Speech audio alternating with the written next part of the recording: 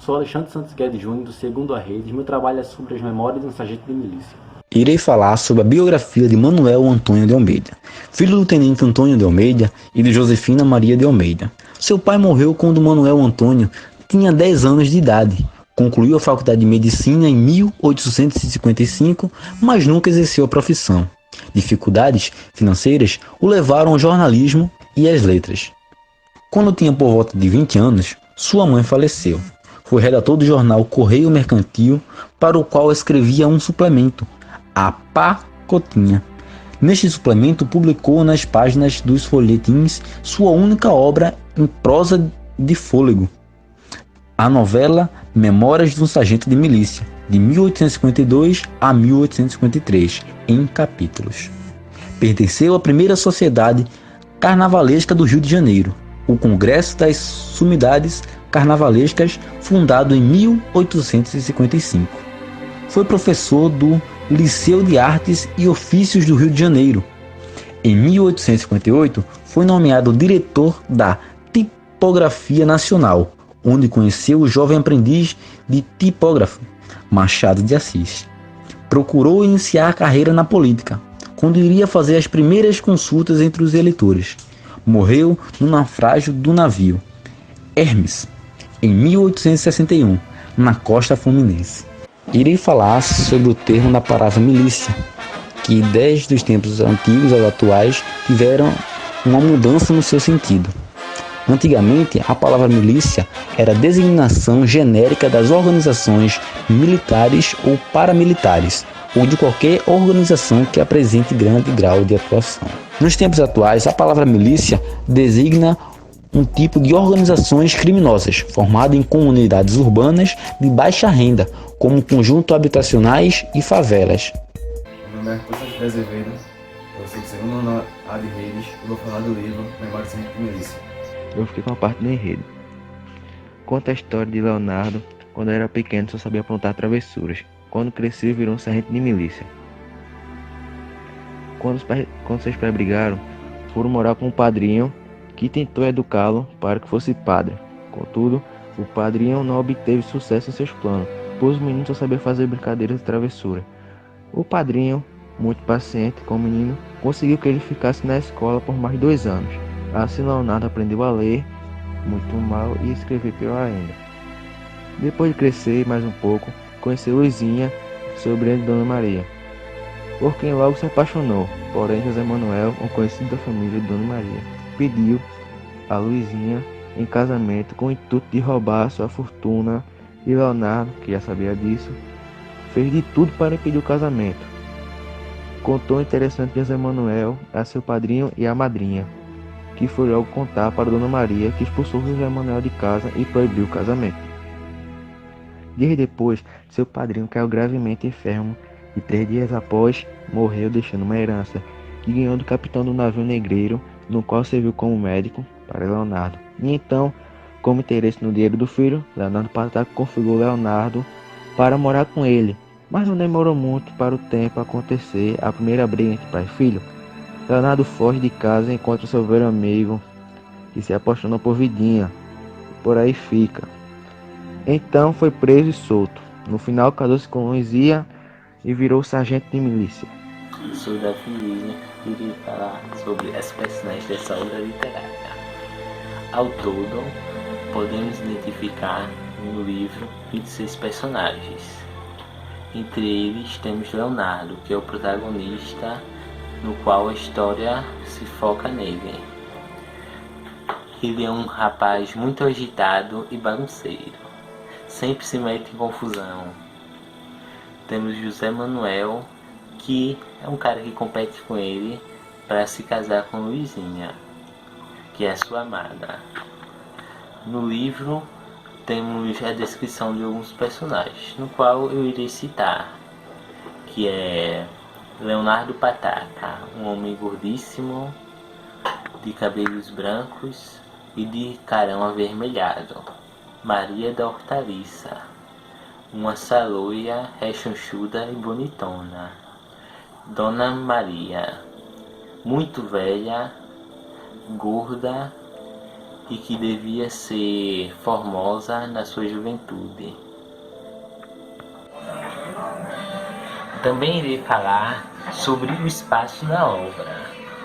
A história se passa no Rio de Janeiro, onde são descritas casas, igrejas, bares, vários lugares. E também, inclusive, acampamentos ciganos. Eu irei destacar alguns cenários que são encontrados na narrativa, dentre vários que podemos encontrar. Um dos cenários é esse aqui que eu irei descrever. Uma das 4 esquinas que formam as ruas do Ouvidor e da Quitanda, cortando-se mutuamente, chama-se, nesse tempo, o Canto dos Meirinhos. Este é um cenário físico identificado na obra.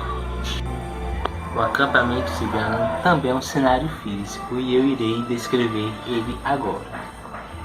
Moravam ordinariamente um pouco arredados das ruas populares e viviam em plena liberdade. As mulheres trajavam com certo luxo relativo aos seus haveres. Usavam muito de rendas e fitas. Davam preferência a tudo quando era encarnado, e nenhuma delas dispensava pelo menos um cordão de ouro ao pescoço. Os homens não tinham outra distinção, mais do que alguns traços fisionômicos particulares que os faziam conhecidos. Outro cenário identificado na obra é o cenário social, onde há uma forte interação das personagens, que é essa aqui. Estavam todos sentados, e Teotônio, em pé, no meio da sala, olhava para um e apresentava uma cara de velho. Virava-se repentinamente para outro e apresentava uma cara de tolo, a rir-se astigmaticamente, e assim por muito tempo, mostrando de cada vez um tipo novo. Finalmente, já tendo esgotado toda a sua arte, correu a um canto, colocou-se numa posição que pudesse ser visto por todos ao mesmo tempo e apresentou a sua última careta. Todos desatavam a rir estrondosamente, apontando para o major. É um tempo histórico, pois remete a algo que aconteceu. Era no tempo do rei, que fica no começo do livro. Já nos dá a noção já de qual é o tempo do livro. E o livro é um memorando, pois conta a história de Leonardo, que se tornou um sargento de milícias. E logo no título do livro podemos também perceber qual é o tempo, pois é Memórias de um sargento de milícia, memorando. O tipo de narrador identificado na obra é o narrador onisciente, onde ele conta a história na terceira pessoa, permite fatos que são narrados na primeira pessoa, como se ele estivesse na mente de cada personagem, sabendo tudo sobre eles, até suas emoções e pensamentos. Um trecho que podemos comprovar o tipo de narrador se encontra no capítulo 7 da segunda parte, que diz assim: pois enganava-se redondamente quem tal julgasse, pensava em coisa muito mais agradável, pensava em Luizinha. Pensando nela, não podia, é verdade, abster-se de ver surgir diante dos olhos o terrível José Manuel. Então é esse o trecho do livro que pode comprovar que o tipo de narrador é um narrador onisciente. Vou falar sobre o tipo de discurso. O tipo de discurso identificado na obra é o discurso indireto livre. No discurso indireto livre, há duas formas que ele se manifesta. A primeira forma é quando o narrador ele entra na mente de um personagem e fala seu sentimento ou pensamento de uma maneira que o personagem não está falando com ninguém, como se estivesse lendo seu próprio pensamento. A segunda forma que ele se manifesta é quando o narrador ele dialoga com o próprio leitor. O trecho que pode comprovar o tipo de discurso se encontra no primeiro parágrafo do capítulo 9. Ele diz assim: os leitores estão lembrados do que o culpado dissera quando estava a fazer castelos no ar a respeito do afilhado, e pensando em dar-lhe o mesmo ofício que exercia, isto é, daquele arranjei-me, cuja explicação prometemos dar. Vamos agora cumprir a promessa. Nós vamos falar sobre as figuras de linguagem. Número 1. Sua história tem pouca coisa de notável. Digressão, anticlímax. Anticlímax é a figura que consiste em empregar uma mesma frase, uma gradação de intensidade de sentido descente, gerando após outra ascendente. Segundo. O Leonardo foi fulminado por estas palavras. Personificação. Personificação é o ato ou efeito de personificar o indivíduo que representa ou simboliza ou faz lembrar alguma coisa abstrata. O vaqueiro era para dar vida no campo. Toda noite levou o pobre homem, acordando pessoa, no meio de achar o pequeno, depois de ter formado 1000 planos clássicos a consigo. 3 figuras de linguagem: metanomia, metáfora e hipérbole. Agora eu vou explicar o que é.